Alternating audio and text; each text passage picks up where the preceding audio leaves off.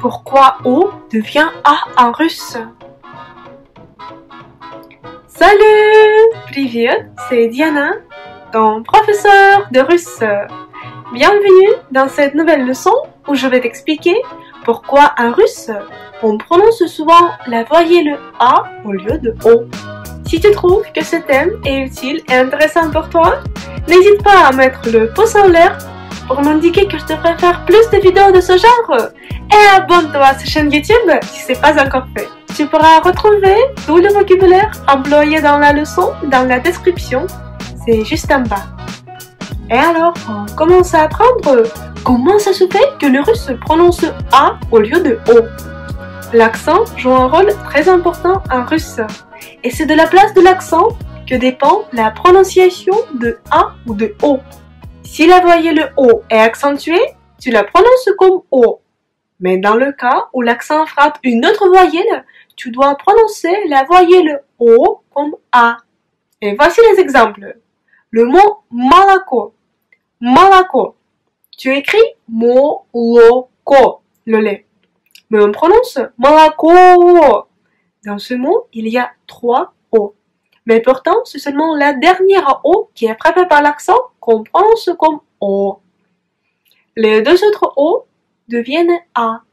Et les Russes disent malako. Le verbe говорить, parler. Говорить. On écrit говорить. Mais pourtant, on prononce говорить. Parce que l'accent frappe la voyelle I. Говорить. Et les deux O restent inaccentués. Et donc, on les prononce comme A. Si tu veux apprendre plus sur la prononciation en russe, je te conseille de regarder la formation qui s'appelle Apprendre à lire en russe et à prononcer correctement les mots. Tu trouveras plus d'informations ainsi qu'un lien vers la formation dans la description de la vidéo. C'est juste en bas. Un autre exemple, c'est le mot карандаш. Карандаш, le crayon. C'est la dernière A qui est accentuée, mais pourtant, dans ce mot, il n'y a pas de O. Les A qui sont inaccentués, ils se prononcent aussi comme A. Карандаш. Je me souviens, quand j'étais à l'école primaire, on écrivait souvent les dictées et on devait apprendre par cœur quand il faut écrire A et quand il faut écrire O, quand les O ne sont pas accentués. Et j'ai eu beaucoup de mal avec ce mot карандаш. Et j'ai eu la mauvaise note à cause de ce карандаш.